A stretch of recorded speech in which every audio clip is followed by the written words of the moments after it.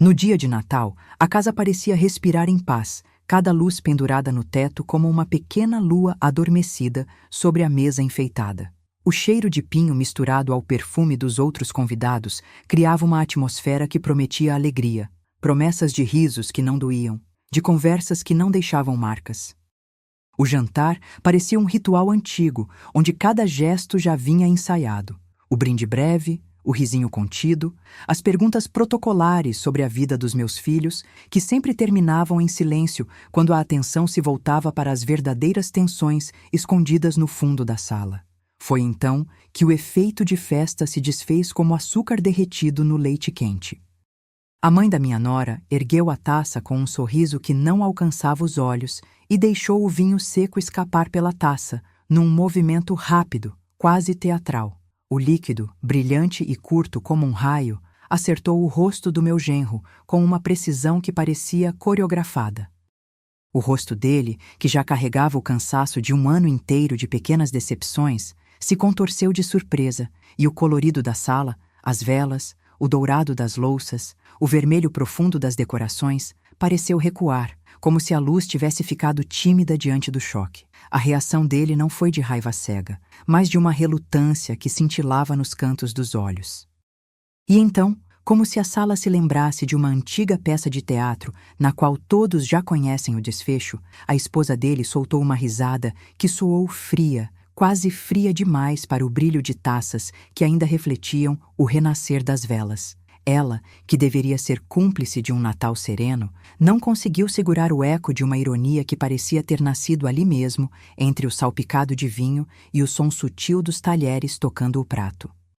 Em vez de acalmar a situação, a risada pareceu aumentar o peso daquele instante, como se o vidro da cristaleira trepidasse apenas para registrar o desaforo em silêncio. Eu, que sempre procurei manter a calma quando o mundo ao meu redor começava a desafiar meus limites, senti minhas mãos usarem a força das articulações para agarrar a cadeira. O metal frio sob as pontas dos dedos me deu uma espécie de âncora, o peso exato da madeira contra a pele da palma. Em seguida, a respiração ficou lenta, quase que eu pudesse ouvir o som do ar preenchendo o meu peito de uma forma que não parecia natural, como se uma casa inteira tivesse prendido o fôlego junto comigo. O calor da sala não se espalhava mais para meus ombros. Ele era concentrado ali, na minha nuca, no ponto exato onde a corrente de silêncio podia quebrar qualquer muro de contenção. Eu me levantei, não com a pressa que traria uma explosão, mas com a certeza de quem sabe que chegou a hora de agir. Mesmo com as mãos ainda tremendo, o impulso que me guiou não foi o de discussão nem o de punição. Foi a ânsia de restabelecer algo que a festa, por um instante, havia apagado com sua frivolidade. Eu não precisava gritar, não precisava humilhar. Bastava uma coisa simples, uma linha que pudesse atravessar a distância que, de forma invisível, se abriu entre nós ali, entre o riso seco da nora e o silêncio do meu próprio orgulho ferido. Eu fiz uma única ligação. Não foi a uma figura grandiosa, nem a uma voz que pudesse exigir obediente, mas a alguém cuja presença, em momentos assim, sempre parece ter o peso de uma sentença que pode mudar o curso de tudo. O telefone vibrou por um instante na palma da minha mão, uma vibração que parecia carregar o cheiro de chuva que antecede uma tempestade. O som da campainha do outro lado foi como uma porta que se abre entre mundos. Não era apenas uma conversa. Era uma passagem para algo que não cabia mais naquela sala, algo que precisava ser dito, ouvido e, de certa forma, sentido na própria pele. Enquanto aguardava a resposta, a sala voltou a respirar, mas com uma cadência diferente. Os talheres voltaram a tocar o prato, não com a precisão do momento anterior, mas com uma hesitação que deixava entrever que algo, no espaço entre as pessoas sentadas, já não era o que era. A mãe da minha nora continuou ali, com a taça ainda nas mãos, como se uma decisão tivesse ficado suspensa entre a bebida que escorria e a própria intenção de pedir desculpas que não aparecia. A risada da esposa dele pendia no ar, não como uma única nota de humor, mas como um lembrete de que, por ali, tudo poderia ser visto sob uma nova luz, uma luz que não refletia alegria, mas realçadas sombras. Eles não tinham ideia com quem estavam lidando, porque eu, Parecia que ainda não tinham percebido que aquele Natal, que deveria ter sido uma celebração de família, carregava o tipo de segredo que muda destinos. Não era apenas sobre uma ofensa de etiqueta, nem sobre a vergonha de ser o alvo de uma piada que atravessou o calor da convivência. Era sobre o que cada um de nós carregava dentro de si, sobre o que ignoremos por conveniência, sobre o que nos faz calar quando a outra parte espera que falemos alto. A conversa do outro lado da linha, quando finalmente chegou, não veio para me acalmar, mas para me entender, como se eu fosse a responsabilidade que alguém precisava enfrentar para que as coisas não desmoronassem ali mesmo, à mesa. E pelas palavras que chegaram, eu soube que o que eu carregava não era apenas uma irritação passageira, mas uma decisão que iria se desenvolver fora do alcance da sala, longe do brilho dos copos, longe da música suave que tentava encobrir o ruído do mundo real. Eles ainda não conheciam o peso da minha voz, o que eu poderia fazer com o resto do meu dia, da minha noite, com o que eu ainda tinha para oferecer, ou para tirar de dentro de mim o que não devia permanecer ali, imóvel, quando a verdadeira história ainda estava por ser contada. E foi aí que, no silêncio que se seguia, tudo começou a mudar de lugar. Não havia mais apenas o som da taça tocando o fundo do prato, nem o sussurro do vinho seco que ainda manchava o ar com aquele tom avermelhado. Havia, sim, uma linha invisível traçada no interior da minha cabeça, uma rota que só eu via, conectando o que tinha acontecido ao que eu iria fazer a seguir, porque eles não sabiam, e eu decidi que, a partir daquele instante, não importa o quanto a noite pudesse parecer bonita por fora, eu iria mostrar, de uma forma que nunca se esquecesse, a diferença entre uma ofensa que se repete e uma verdade que precisa ser dita em voz alta. E assim, com o peso de uma resposta que ainda não existia fora da minha cabeça, eu olhei para a mesa, para os rostos que ainda tentavam manter a normalidade, e deixei que o silêncio falasse por alguns segundos. O mundo ao meu redor não se dissolveu, ele apenas se tornou mais claro, mais nítido, como se a gravidade de uma decisão estivesse puxando tudo para um ponto único. A noite poderia seguir, o que precisaria ser dito, e como eu poderia, com uma única ação, transformar aquele Natal em algo que ninguém na sala seria capaz de apagar. Porque eu sabia que naquele momento eles não sabiam com quem estavam lidando, mas eu saberia sim, e era isso que iria mudar tudo. Antes que a segunda vela se acendesse, o meu bolso respondeu com a vibração que eu já conhecia de tanto carregar segredos. O telefone parecia ter crescido peso nas minhas mãos. Cada fibra do meu corpo dizia para esperar, para respirar, para não deixar que ninguém notasse que eu já tinha decidido. Apenas precisava do momento certo para deixá-lo acontecer. A tela piscou com um número que não era de alguém comum. Era a assinatura de alguém que entende o custo de cada decisão, de cada palavra que pode derrubar ou sustentar uma casa inteira. Eu me afastei da mesa com a graça contida de quem não quer chamar atenção, atravessei o corredor e saí para a varanda, onde o vidro refletia as luzes como um mapa de estrelas trincadas. O ar frio bateu meu rosto, e aquele frio parecia apagar o calor da sala, como se a festa inteira tivesse passado a segurar a respiração junto comigo. A voz que respondeu do outro lado não tinha pressa nem hesitação. Era direta, serena, o tipo de voz que sabe exatamente onde a corda dói e não treme diante do peso da responsabilidade. Perguntaram se eu estava pronto para o que vinha pela frente, se eu sabia o que aquilo significava, se eu, de fato, carregava em silêncio a verdade que incomoda. Eu não disse várias palavras nem fiz de conta que aquilo era apenas um desabafo. Eu confirmei, em poucas sílabas medidas, que estava pronto, que o que precisava sair dali para fora já formava uma linha na minha cabeça, pronta para se transformar em ação. A conversa foi curta, direta, quase clínica, como se cada frase fosse uma peça de um tabuleiro que precisava encaixar cada peça no seu lugar para que o jogo pudesse realmente começar. Não houve ameaças nem bravatas. Houve uma promessa contida de que aquela noite não terminaria no riso fácil ou na desculpa falha de quem não sabe lidar com o que acontece quando as máscaras escorrem. Ao desligar, o mundo lá dentro parecia distinto, como se a música suave, o tilintar de talheres e o burburinho das vozes tivessem ganhado uma outra cadência, uma cadência que não era de celebração, mas de alerta. Eu sabia que aquilo que havia sido dito ao telefone não era para alarmar por alarmar, mas para acender uma linha invisível que se estendia entre mim e o que estava por vir. Voltei para a sala com o rosto contido, sem qualquer sorriso a limpar o peso dos meus lábios. Os olhos dos meus filhos, que ainda tentavam decifrar a alegria da noite, passaram por mim com uma curiosidade que não era de inocência, era a súplica de quem precisa entender de que maneira aquilo que acontece ao redor pode, de uma hora para outra, atravessar o sonho da família.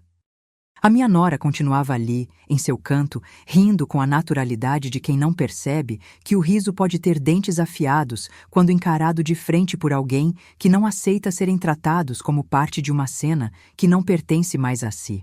A mãe da minha nora, com o vinho ainda nos dedos, parecia emoldurar o momento com o peso do que houve, como se a taça fosse um símbolo de uma decisão que tinha saído da boca e já se movia sozinha pelo espaço entre a mesa e a porta. Entre o burburinho discreto das conversas e o tap-tap dos talheres que tentavam retomar o compasso, eu deixei que a minha respiração encontrasse o seu eixo. O silêncio, que antes parecia apenas uma pausa, agora era uma linha firme que separava o que eu aceitava daquilo que eu fingia não ver. Eu não precisava pronunciar uma sentença ali, já havia uma sentença escrita dentro de mim e no momento certo ela pisaria de forma audível na sala. O peso da minha decisão não era apenas sobre o comentário sarcástico, nem sobre a ofensa de uma taça que ergueu o tom acima do necessário. Era sobre a forma como um Natal inteiro pode se transformar quando alguém decide que não vai permitir que a ferida vire rotina, que não vai permitir que o silêncio seja cúmplice. E ainda assim, o dia não se quebrava em pedaços diante dos meus olhos. A casa continuava decorada. As vozes seguiam seus passos. A família permanecia presa à ilusão de que tudo estava sob controle.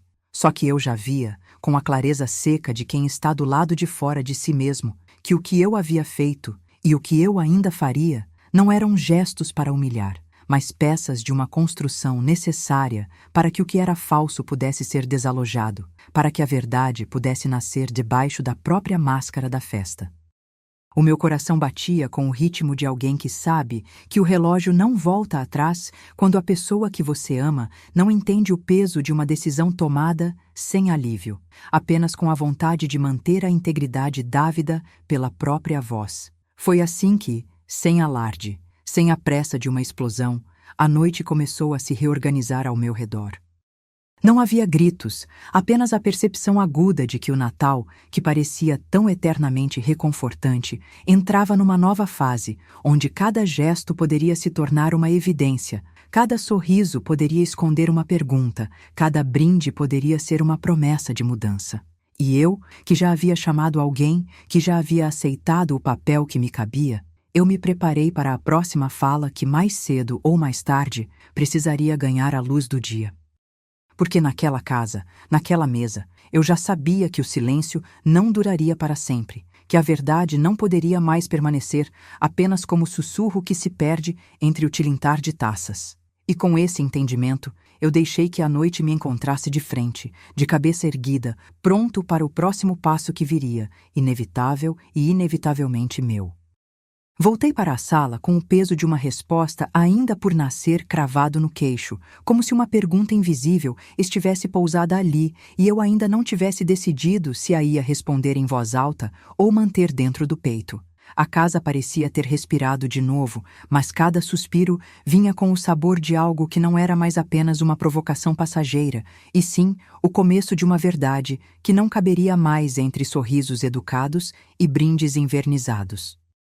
O brilho das velas oscilava, desenhando linhas longas nas paredes, como se a madeira guardasse, entre as veias da sua superfície, o segredo de uma noite que não terminaria ali.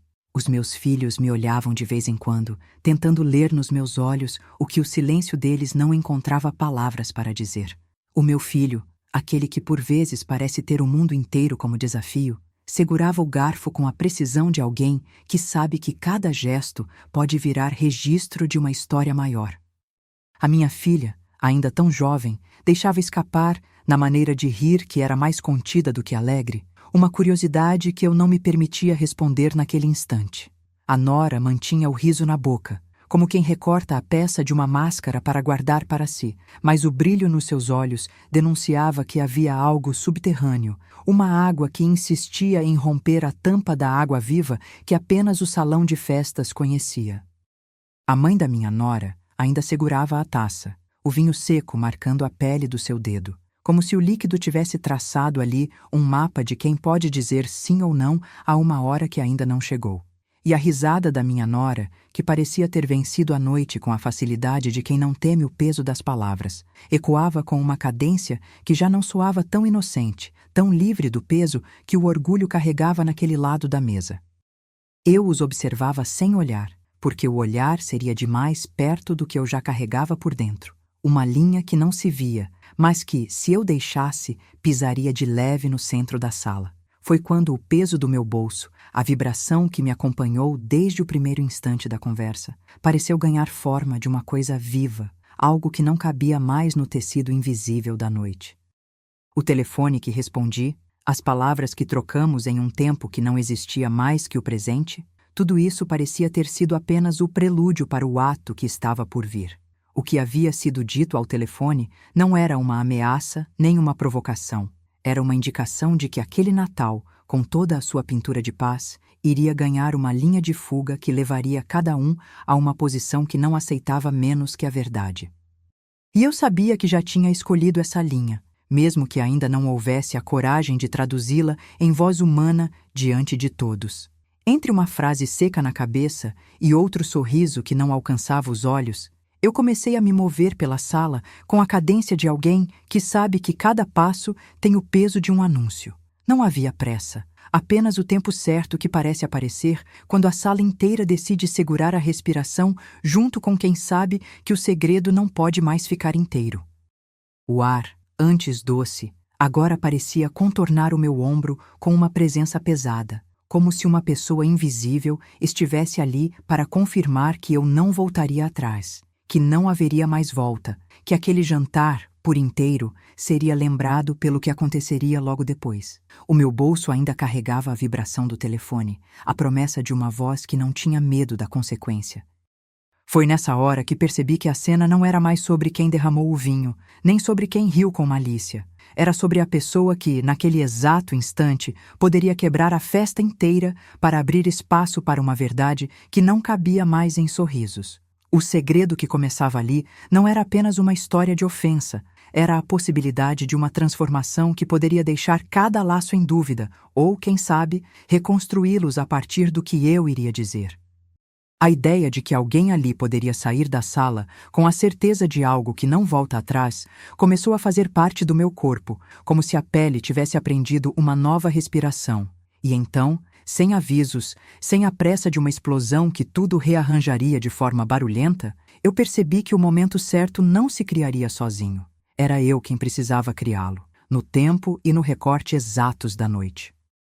O que eu iria dizer não era uma sentença que se proclama com orgulho, era uma linha que precisava atravessar o espaço entre a minha boca e as orelhas de cada pessoa na sala. Uma linha que precisava ser carregada pelo peso da humildade e pela firmeza de não permitir que a máscara da refeição fosse a única coisa que restasse de uma noite que prometia felicidade.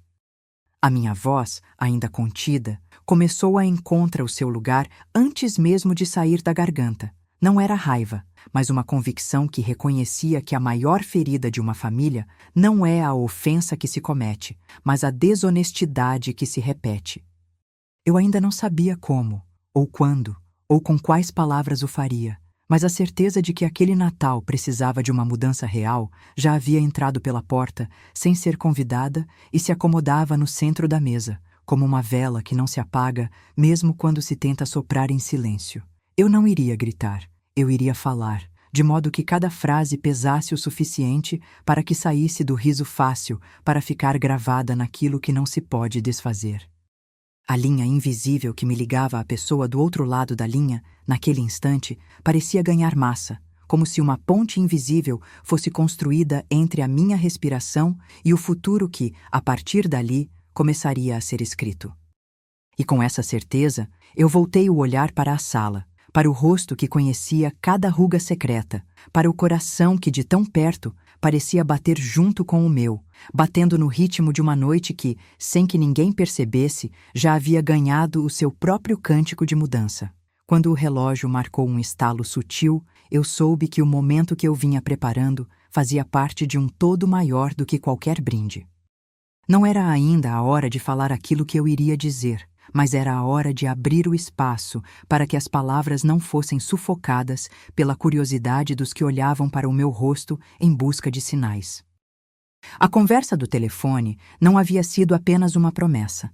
Era a corda que eu precisava esticar, o eixo que ia sustentar a fala que viria, a possibilidade de uma ruptura que, quem sabe, salvasse aquilo que ainda podia ser salvo. Não pela preservação do orgulho, mas pela preservação da família em sua verdade mais essencial.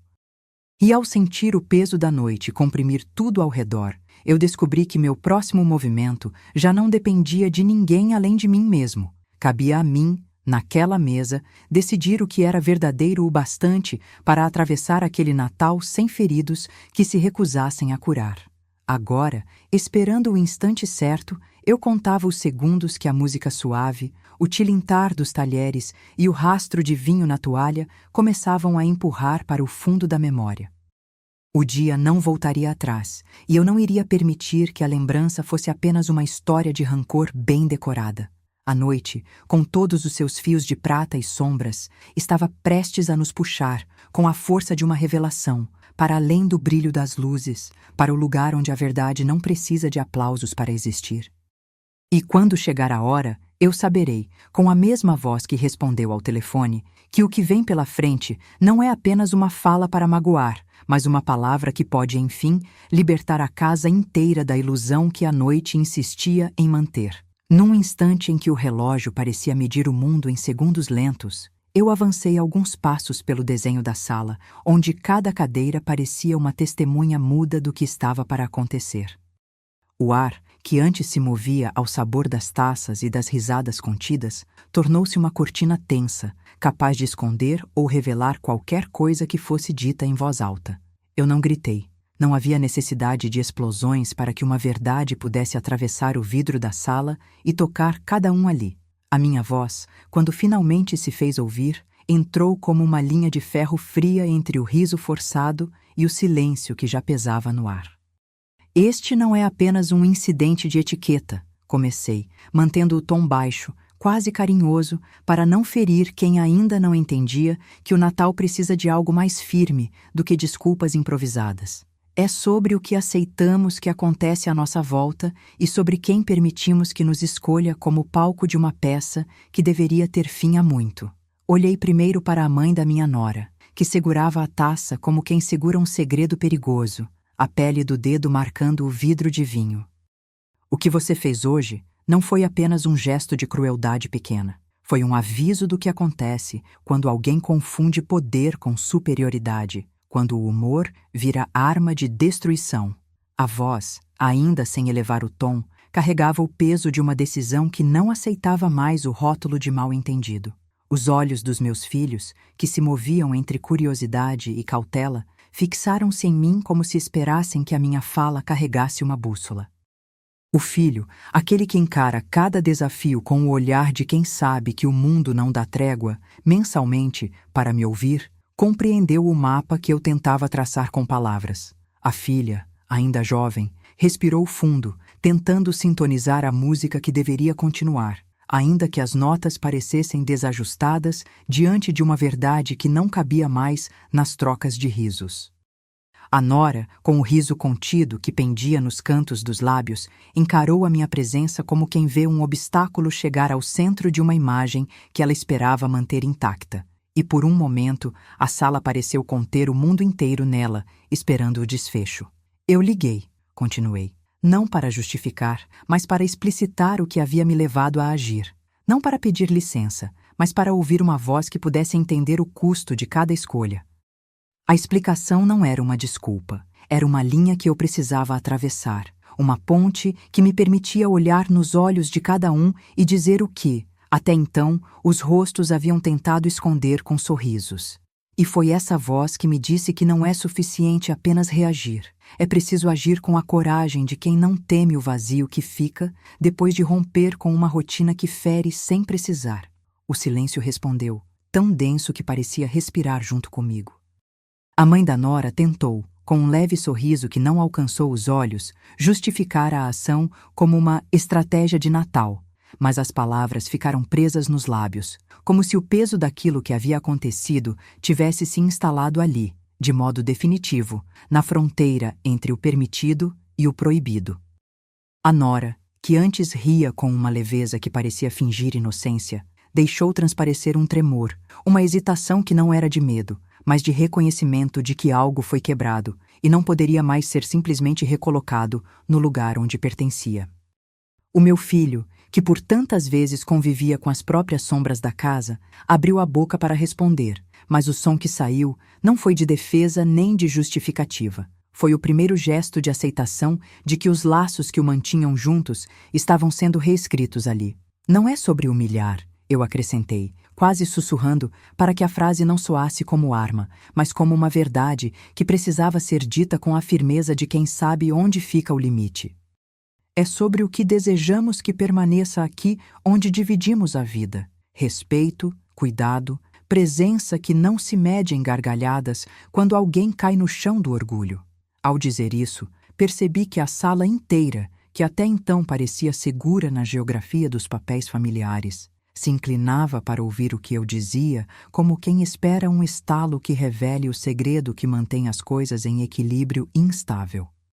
O rosto da minha nora, que uma vez mostrou-se impassível diante da tensão, revelou, por um breve tremor, o que eu temia. A reatividade que vem da defesa diante de uma queda, o instinto de não ceder sem uma luta. Mas o que eu dizia não era para aplacar, nem para vencer. Era para deslocar o eixo da casa, de modo que as coisas que não podiam mais ser dissociadas ganhassem lugar de fala. E foi, nesse momento, que o telefone no meu bolso vibrou novamente, suave, quase tímido, como se a pessoa do outro lado soubesse que o verdadeiro ato já tinha sido feito antes mesmo de a tela acender. Eu não atendi de imediato. Deixei que a vibração passasse pelo tecido da minha calça, como quem dá tempo ao coração para registrar o que acabara de acontecer. Então, com uma respiração que parecia abrir espaço dentro de mim para mais uma linha de frase, voltei a falar, desta vez com uma clareza maior. A noite não precisa terminar assim. Não para mim, não para quem me ama, não para quem ainda tem algo de bom para salvar. A minha voz, ainda contida, ganhou peso ao dizer o que muitos temem verbalizar, que a vida em família não é cenário para testes de resistência, que a convivência não é uma praça de jogos onde se medem limites com humor picante, que o Natal é um espaço sagrado onde as pessoas podem se escolher de novo, se desejarem. Ao terminar, a sala ficou em um silêncio quase reverente, não de paz, mas de reconhecimento de que algo tinha sido tocado que não poderia ser ignorado. O relógio voltou a marcar o tempo, mas não mais como uma cadência de festa. Era a contagem de uma mudança que já começava a se desenrolar lentamente, sem pedir permissão, sem prometer alívio imediato. E enquanto as vozes voltavam a ocupar o espaço, eu soube que a minha decisão não havia sido uma explosão, mas a primeira pedra colocada em uma construção que talvez demorasse a terminar, mas que, enfim, começava a ganhar forma diante dos olhos que ainda duvidavam da própria coragem. No jantar de Natal, a casa parecia respirar como um organismo antigo, cada móvel guardando histórias que o tempo não ousava apagar. As luzes, penduradas como pequenas luas, espalhavam um dourado desconfortável sobre a mesa posta com cuidado excessivo, como se cada detalhe pudesse evitar que surgisse o que não cabia naquele momento de celebração. O cheiro de pinho, o perfume das velas e o murmúrio dos convidados criavam uma espécie de encanto que, de repente, começou a desfiar-se pela borda de uma piada mal escolhida. Foi então que o ar morreu entre risos contidos e brindes artificiais, quando a mãe da minha nora ergueu a taça com um gesto que parecia ensaiado, mas que ocultava o peso de uma decisão que ninguém ali estava pronto para enfrentar. Ela deixou escapar o vinho seco num movimento rápido, quase teatral, e o líquido traçou uma linha brilhante no rosto do meu filho, meu genro, como se o universo tivesse decidido marcar aquele instante com uma cicatriz efêmera. O choque foi rápido, mas suficiente para congelar o tempo. O rosto dele, que já carregava o cansaço de um ano inteiro de pequenos tropeços, se contorceu em surpresa, e a sala pareceu recuar, como se a luz tivesse baixado o tom para não ofuscar a gravidade do que acabara de acontecer. A reação dele não foi de fúria, mas de uma resistência contida, uma fresta de raiva que lutava para não transbordar. Em seguida, a risada da esposa dele cortou o ar, fria, sem calor, como se alguém tivesse deixado a porta entreaberta entre a festa e o ouvido de quem sabe que ali mora uma verdade que não pode mais ser ignorada. Ela, que deveria manter o riso sob controle, deixou transparecer um tremor de ironia que parecia nascer na própria taça, uma marca de que aquela noite poderia desabar a qualquer momento, sem aviso. Eu, por minha vez, sentira as mãos procurando apoio na cadeira antes que a gravidade da situação empurrasse meu corpo para trás. O metal frio sob meus dedos serviu de âncora, e a madeira, quente sob a palma, tornou-se o centro de gravidade da minha decisão. O calor da sala já não chegava aos meus ombros de forma igual. Parecia concentrar-se ali, onde a fricção entre orgulho e dor ameaçava transformar aquele jantar em um espetáculo hostil. Eu respirei fundo, não para criar drama, mas para encontrar o espaço entre o que era dito e o que precisava ser feito para que o que ainda restava de família não se fragmentasse ali mesmo, diante das bandejas, das taças e do riso que já não cabia mais no peito de ninguém.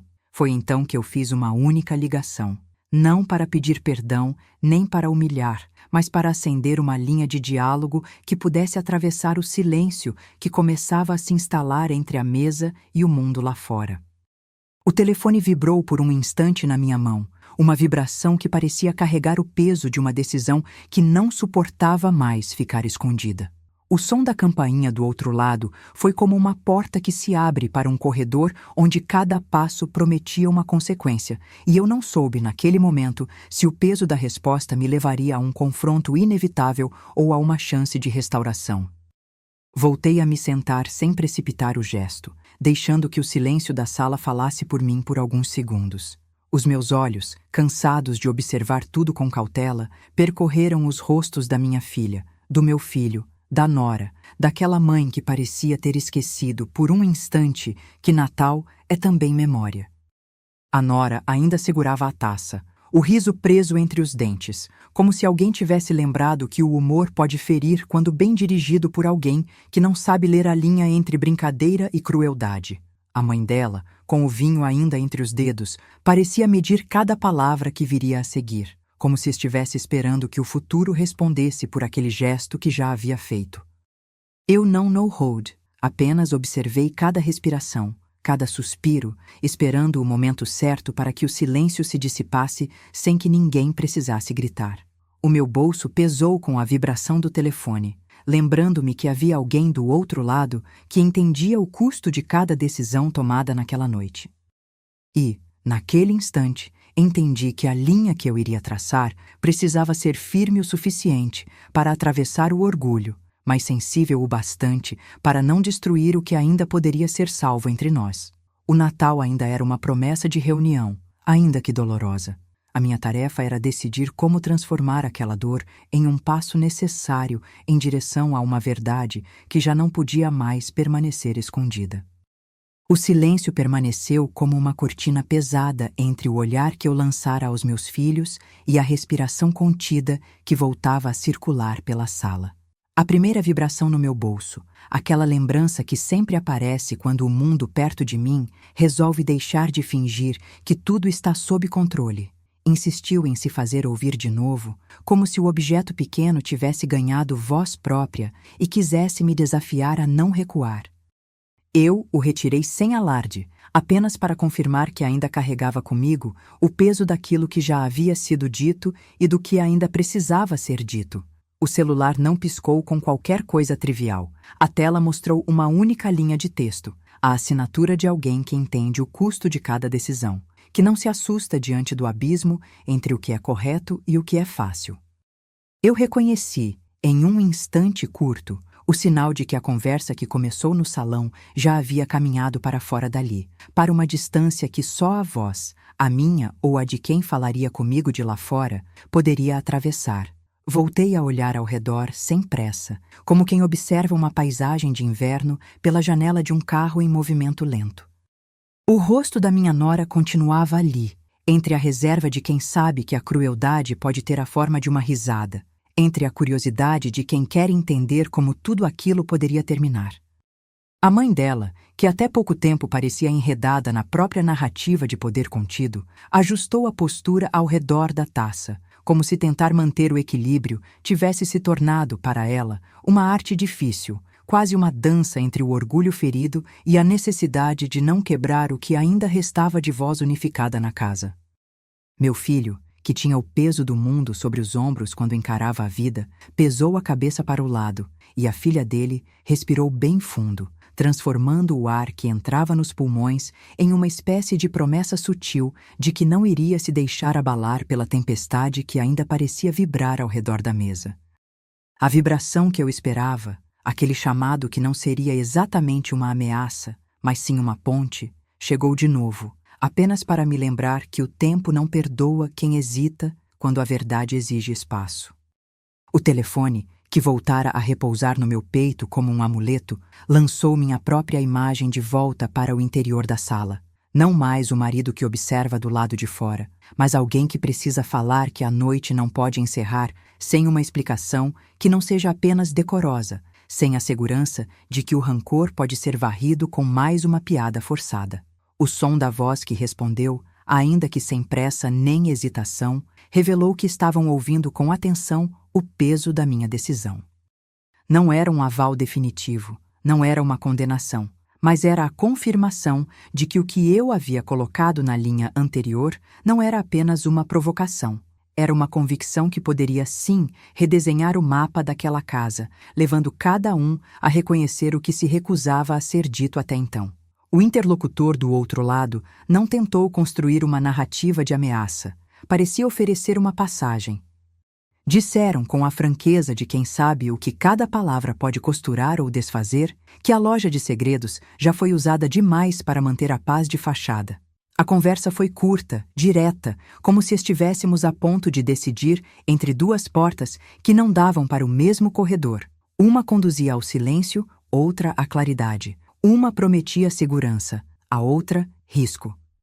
Eu não pedi garantias, nem prometi milagres. Apenas reconheci que aquela linha de diálogo não era mais apenas uma linha invisível cruzando a distância entre minhas palavras e os ouvidos alheios. Era a possibilidade de uma posição compartilhada. Era a chance de transformar o que poderia ser um estalo em alicerce. Quando desliguei, o peso no meu peito não diminuiu, mas mudou de lugar. Não havia triunfo na minha expressão, apenas uma firmeza que eu mal reconhecia em mim. A certeza de que, se eu continuasse a recuar, o Natal não seria mais a simples reunião de pessoas que se amavam, mas a sala onde cada ferida continuaria a sangrar silenciosamente de uma forma que ninguém mais ousava reconhecer. A minha decisão não precisava de aplausos, precisava apenas de espaço para se tornar ação.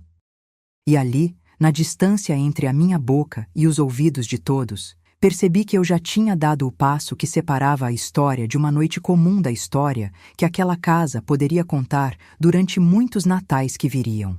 A atmosfera da sala, antes tão opaca com o peso da violência simbólica de uma taça derramada, começou a se desanuviar de modo sutil, quase imperceptível.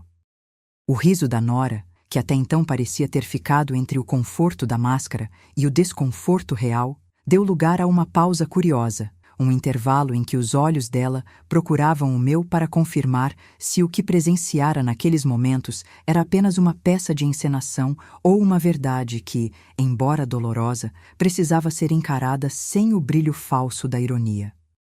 A mãe da nora, que carregava o vinho como se carregasse em si o símbolo de uma autoridade que o Natal deveria confirmar, deixou a taça repousar sobre a toalha com um gesto que não produziu culpa, mas uma espécie de reconhecimento de que, naquele instante, o jogo havia mudado de mesa.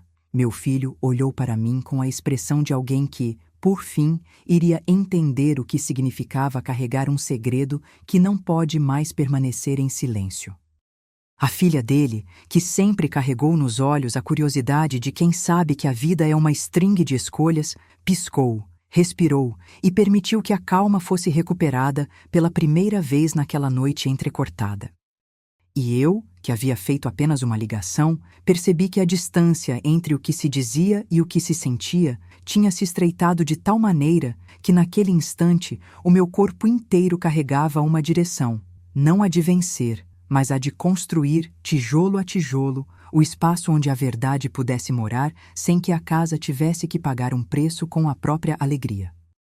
O relógio na parede, aquela testemunha sem voz, parecia ter acelerado o seu ritmo apenas o suficiente para marcar o início de uma nova cadência. Desjejum, sobremesa, o tilintar das taças, o murmúrio que voltava a ganhar forma. Tudo isso tornou-se aos poucos um cenário que não pretendia apagar o que aconteceu, mas incorporar o que deveria acontecer a partir dali. E então, como se a música do salão tivesse entendido que a noite não havia chegado ao seu final, houve o sinal de que a próxima etapa não seria apenas uma continuação do que já ocorrera, mas uma reescrita da forma como cada um de nós poderia ocupar o espaço da própria dignidade sem precisar subtrair a dos outros. Eu não precisava falar mais nada naquele momento. Já havia falado o suficiente para que a sala entendesse que o Natal não era, em si, o que poderia ferir, mas o que poderia curar, desde que a coragem de dizer a verdade não se perdesse no riso automático do convívio. E ao sentir que o peso da decisão já não era só meu, que a linha de diálogo que atravessava o espaço entre a mesa e o mundo lá fora começava a ganhar ares de possibilidade, eu deixei que a noite me conduzisse para o próximo gesto, com a mesma calma com que uma vela escolhe o caminho mais lento para apagar.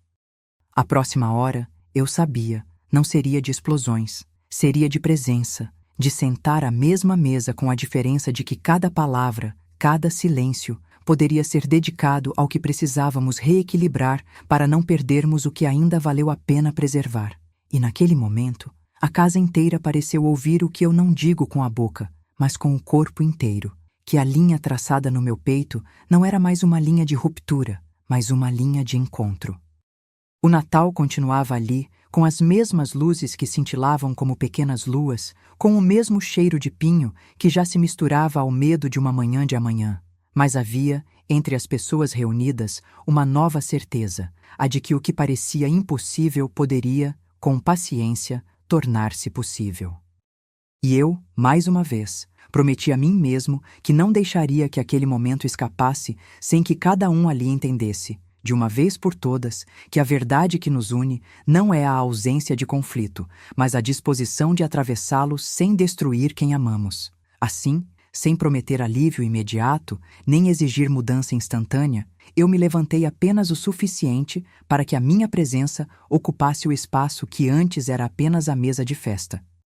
Fiquei ali, não para dominar, mas para oferecer a todos a chance de escolher novamente, de respirar fundo, de permitir que o silêncio que nos rodeava fosse menos uma sentença do que um convite ao recomeço. E quando a conversa, que ainda não iniciara em voz alta, finalmente se abrir, eu soube, com a mesma certeza que acompanha uma vela que não se apaga, que cada palavra poderia ser uma pedra ou uma ponte. E que cabe a nós, naquele núcleo de Natal, escolher entre erguer paredes ou construir portas pelo caminho que nos leva adiante. A quietude que se instalou na casa parecia ter sido medida com o mesmo compasso da respiração de cada um de nós, lenta, controlada, quase reverente diante de uma coisa ainda sem forma clara aos olhos de quem não quisera admitir o peso que já carregava.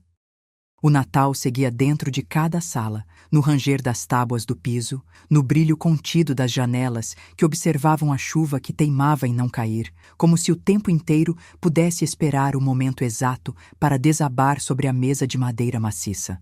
A cada suspiro, a lembrança da linha traçada na minha pele, a marca invisível da decisão tomada sem clamor, ocupava um pouco mais de espaço em mim, como se a pele fosse uma bússola apontando para um norte que só eu podia ver. Eu fiquei sentado por alguns segundos a mais, deixando que o tecido da cadeira abraçasse as costas e registrasse, sem drama, o peso que não cabia mais no peito, nem nos ombros, nem na língua que, nas últimas horas, tinha aprendido a dobrar-se para não traumatizar quem ainda tentava rir de tudo isso como se fosse apenas mais uma noite entre família. O vinho ainda guardava ali o cheiro doce e áspero da coragem mal filtrada, e a taça da mãe da nora repousava nas mãos dela com uma calma que, de tão aparente, parecia esconder outra intenção. A nora conversava baixinho com alguém do outro lado da sala, uma voz que eu não reconhecia de imediato, mas que, pelo tom, parecia prometer uma linha de entendimento. Não um acordo de paz fácil, mas uma passagem para que cada um pudesse, finalmente, reconhecer a própria importância, sem ferir o que ainda restava de afeto entre nós. O celular, que ainda pulsava no meu bolso, parecia ter aprendido a respirar comigo, movendo-se em sincronismo com o coração que me lembrava que havia alinhavado uma relação de palavras que precisavam ganhar consistência, não apenas ruído no meio da mesa. Eu não iria, naquele momento, repetir as palavras que já havíamos trocado. Eu iria, em silêncio, preparar o terreno para a fala que ainda não tinha forma, mas que já tinha o peso suficiente para mover o eixo do que poderia vir a ser a nossa história. O encontro de olhos com a minha filha que crescia entre sorrisos contidos e perguntas não ditas, fez nascer uma claridade nova. A ideia de que o Natal não era apenas uma data para reunir pessoas, era uma oportunidade de reescrever limites, redefinir espaço e, se fosse preciso, escolher entre conservar o orgulho ou preservar a humanidade que ainda restava entre nós.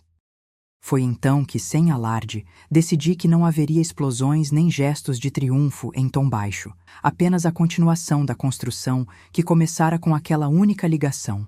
Eu sabia que a próxima fala não viria de imediato, talvez não viesse mesmo nesta noite, mas a semente já estava lançada. A minha voz precisava, sim, encontrar o lugar certo, o timbre exato que não afrontasse nem humilhasse, mas que carregasse a linha de verdade com a firmeza de quem sabe exatamente onde fica o limites entre o que é tolerável e o que não pode mais permanecer invisível. Voltei a observar a sala, não para aplaudir as reações, mas para ouvir o que não era dito pelas palavras ocupadas de riso ou pelos gestos de "who come what may", que as pessoas costumam usar para curar a ansiedade do momento. A mãe da nora ainda olhava para a taça como quem lê um capítulo de uma história que, de uma hora para outra, perdeu o seu final previsível. A nora, por sua vez, ajeitava o cabelo atrás da orelha, uma tentativa talvez inconsciente de devolver para si mesma o controle de uma noite que fugia do controle de todos. O meu filho, mantinha a cabeça erguida, mas o olhar tinha uma sombra de cansaço que não era apenas o peso de uma noite de festas, era o peso de ter testemunhado, sem se permitir a emoção, o momento em que alguém decidiu que não iria fingir que tudo estava bem apenas para não ferir ninguém.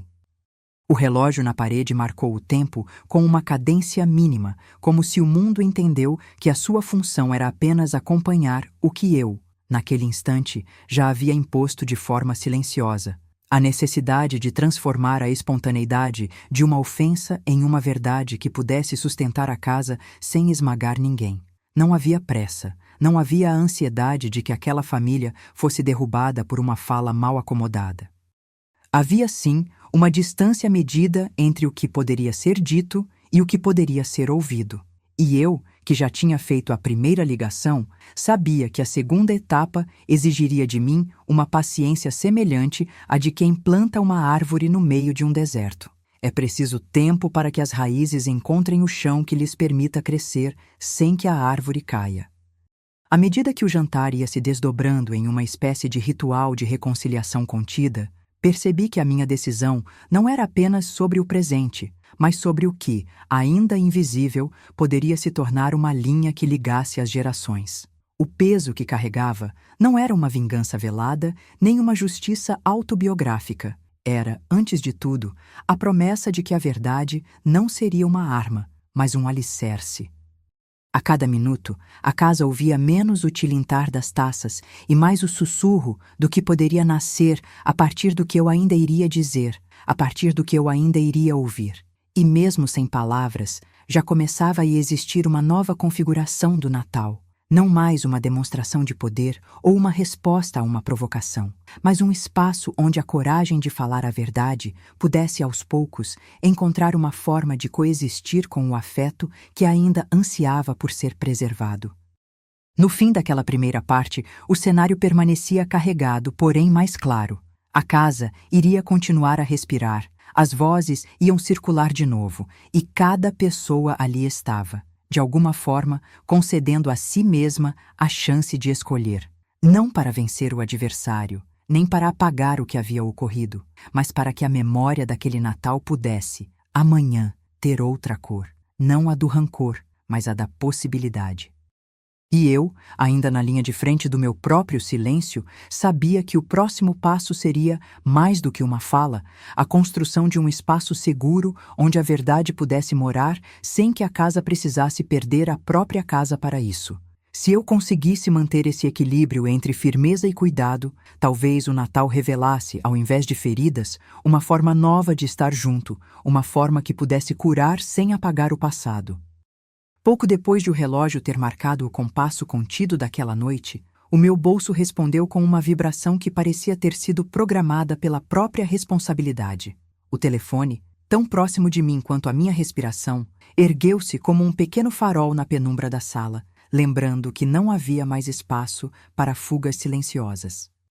A voz do outro lado chegou em tom firme, sem desdém, sem promessas vazias. Alguém confiável, um amigo de longa data, alguém que entendia o custo de cada decisão, que sugeriu o próximo passo com a sobriedade de quem já viu famílias se desmancharem por orgulho e, mais importante, se refizerem quando a coragem aparece. Marque uma conversa com todos em um espaço neutro, longe do brilho forçado da festa.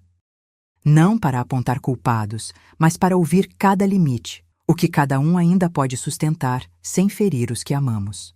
A ideia veio acompanhada de uma clareza quase clínica. Não se trata apenas de apontar o dedo para a mãe da nora, nem de esperar que o riso volte a ser inocente. Trata-se de deixar que a verdade tenha espaço para falar sem que a casa precise pagar o preço de um silêncio cúmplice.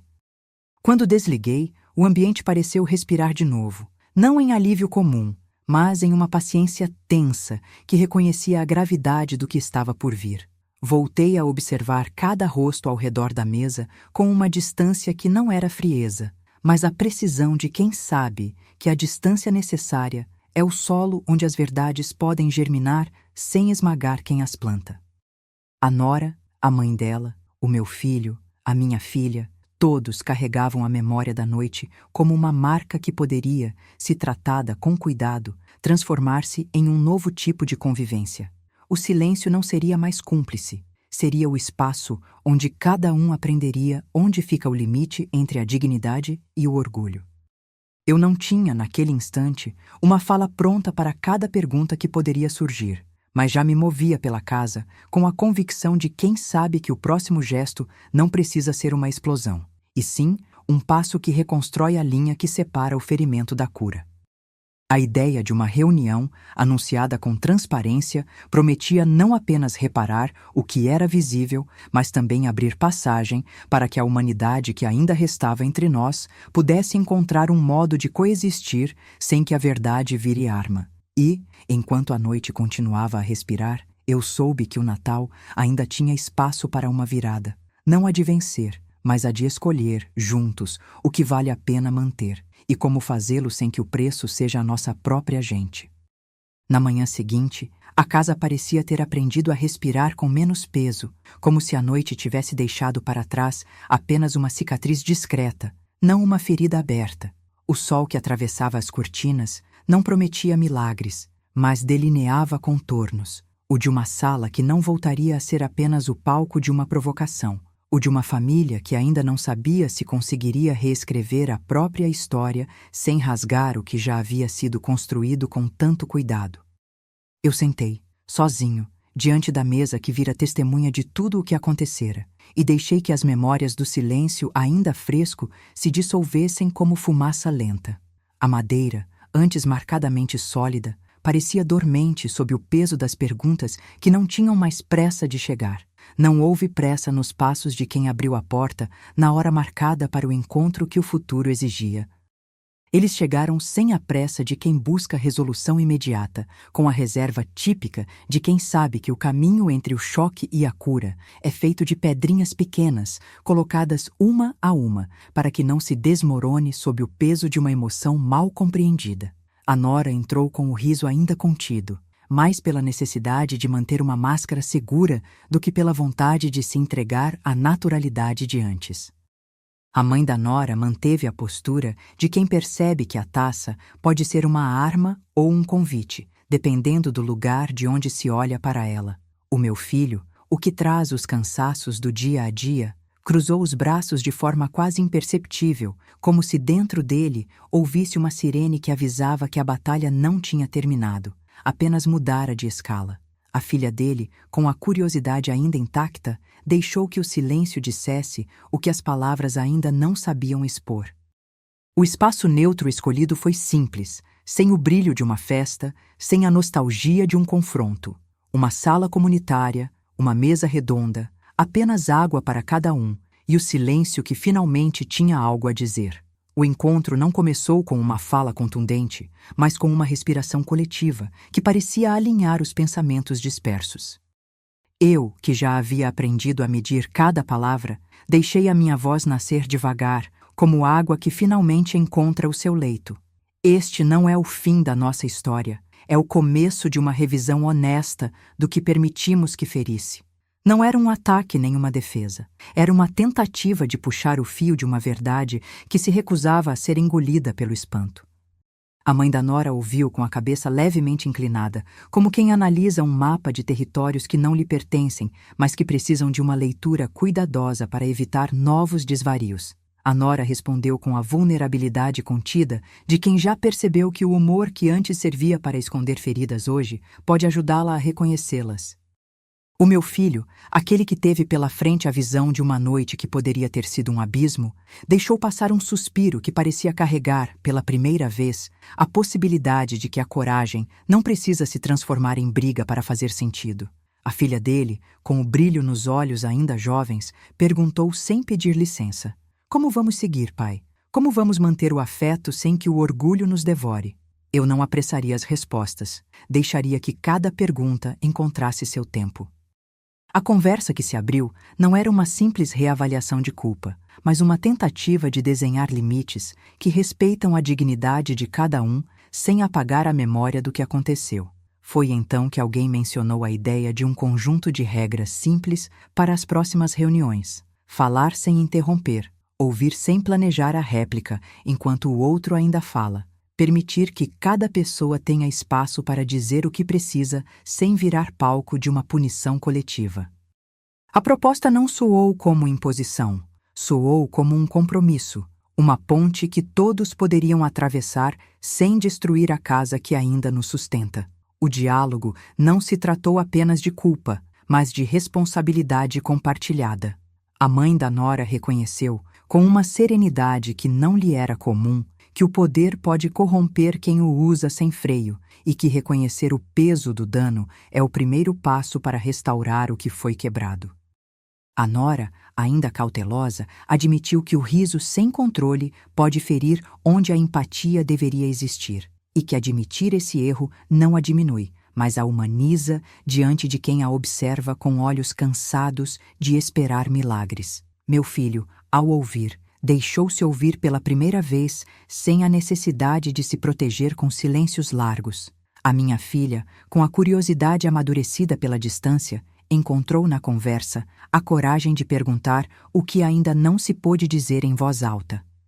Quando o assunto saiu do campo da emoção para o terreno da prática, ficou claro que a linha que eu traçara no Natal anterior não tinha sido apenas uma ruptura, tinha sido semente. A decisão de ligar, de buscar uma voz que pudesse interpretar o custo de cada escolha, não era um ato isolado, mas um compromisso com a continuidade da convivência, ainda que reconfigurada pela verdade. A partir dali, ficou combinado que haveria encontros periódicos em espaços neutros, não para eterna pacificação, mas para a construção de regras que permitisse a cada um respirar fundo sem temer o que poderia ser dito. Havia um acordo tácito de que as feridas não seriam enterradas, mas curadas com o tempo, com a paciência de quem sabe que o afeto não se reconstrói com palavras simples, mas com um conjunto de gestos consistentes. O fim daquela reunião não veio com aplausos ou promessas vazias. Veio com o sentimento de que a casa não precisava mais ser palco de batalhas escondidas, mas de um espaço onde a dignidade era o ponto comum.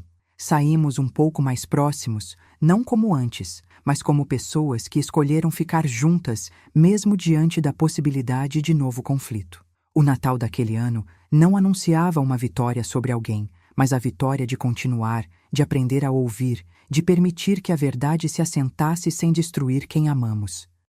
E ao fechar a porta da sala neutra, eu soube que, se houvesse um próximo capítulo, ele começaria não com o estrondo de uma ofensa, mas com a suavidade de uma escolha compartilhada. Escolher ser família, mesmo quando o caminho fértil da convivência exige que a gente aprenda a ceder um pouco de orgulho para deixar que a humanidade permaneça em cada gesto,